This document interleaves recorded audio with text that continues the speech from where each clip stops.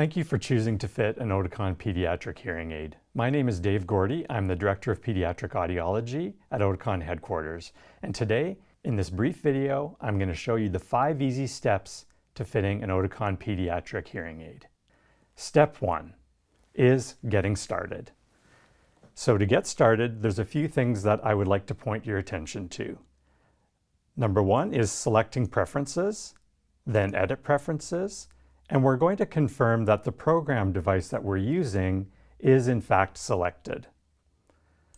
So click on Program Device, and there displayed will be the programming options, and your program device should appear on the screen. If it does not appear on the screen, go ahead and hit the Detect button on the bottom of the screen. The second thing I'd like to draw your attention to is the Graphs screen. By clicking on the Graphs tab, we have the option to set default preferences so that we're able to customize the view that we see in the fitting screen.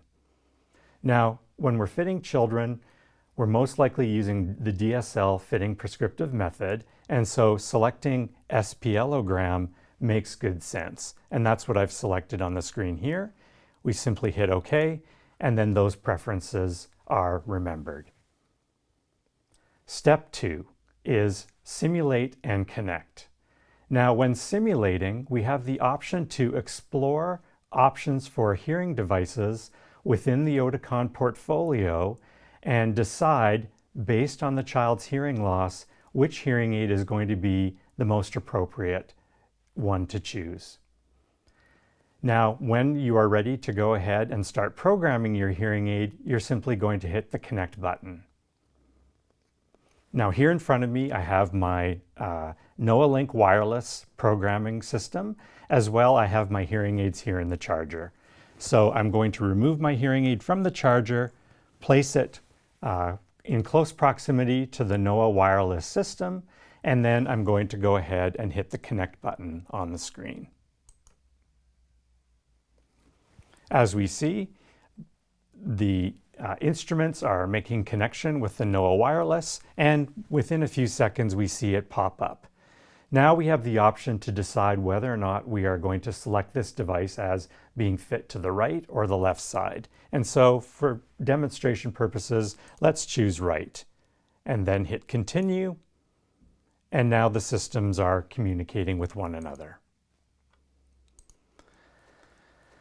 That brings us to step 3. The selection process.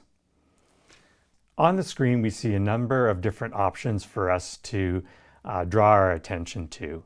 First is the center of the screen. We have this orange graph, and this orange graph is representing the fitting range of that particular hearing aid.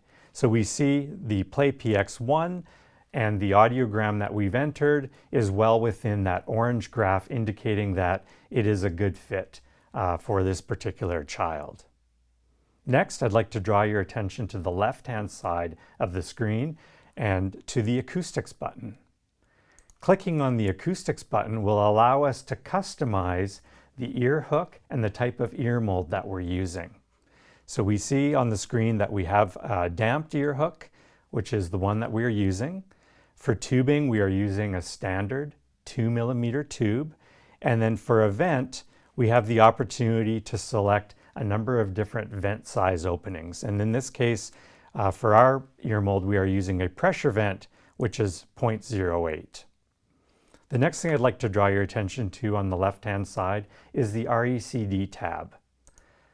Now, the default for this menu is that we are using predicted values. However, if you did have the opportunity to measure your RECDs, simply mouse over the box, click on one of the boxes, and that will then give you the opportunity to type in your measured RECD values.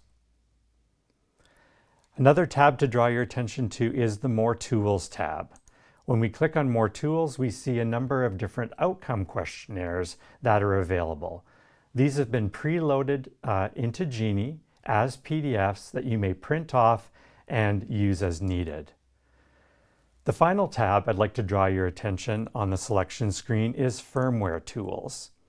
Whenever you fit a brand new Oticon pediatric hearing aid, it's a good idea to run the instrument firmware updater. This ensures that you are running the most current version of firmware inside that pediatric hearing aid. That takes us to step number 4. Step 4 is fitting. By selecting the fitting button, we open up a screen that takes us and gives us options for making adjustments within the hearing aid. On the center of the screen is our SPLogram, where we can see our DSL targets for soft, average, and loud speech. On the lower half of the screen are our options for making gain adjustments. We can make overall gain adjustments by clicking on, for example, the moderate tab, and by using our plus or minus button can make overall gain adjustments across the different frequency range. Should we want to make an individual gain adjustment for, let's say, 1000 Hertz, simply click on 1000 Hertz at the moderate level, and again use your plus or minus button to make adjustments at that particular level. Now, going back to the left-hand side of the screen, we see we have some other options to make adjustments. So Program Manager opens up a screen that allows us to choose to add another program. So if we wanted a dedicated program, for example, to look at music, we could select My Music, and this creates Program 2 as being exclusive for listening to music. We can also make adjustments to tailor that to the individual preferences of that patient. Clicking on More Tools on the left-hand side of the screen opens up some options for looking at speech rescue, which is our frequency lowering technology, as well as data logging. So for example, clicking on data logging is going to give us the opportunity to look at hearing aid usage in different programs based on what has been recorded by the hearing aid. The final thing to draw your attention to on the fitting screen is at the very top here we have a green status bar. This green status bar is giving us an indication when it is lit up that it is in fact communicating, there is communication between the hearing aid and the NOAA Link wireless programming device. That concludes the fitting, and that brings us to our final step, step 5, which is end fitting.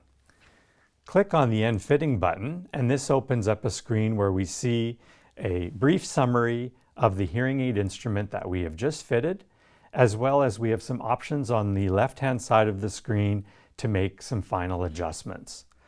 Clicking on Buttons and Indicators opens up a screen where we have an opportunity to enable or disable the use of the program switch, the volume control, and as well we have the option to select a tab called Audible Indicators, which gives us the opportunity to make adjustments to loudness level and frequency level for things like startup jingle as well as the low battery light warning. Finally, there's an opportunity to take a look at the Accessories tab, where if we are using a remote microphone like the EduMic, we have the opportunity to make adjustments for making hearing aid and remote microphone transparency measures or adjusting for personal sound quality. Once that is concluded, we simply click on the Save and Exit button. It gives us a prompt to let us know that this will be saved both in the Genie fitting software as well as in the NOAA Fitting Link software. Click OK, and that then will conclude the fitting of your Oticon hearing aid, and now you are prepared to go over to your hearing aid verification system to do coupler or real ear measurements. Thanks for joining today, and I hope you found this information useful.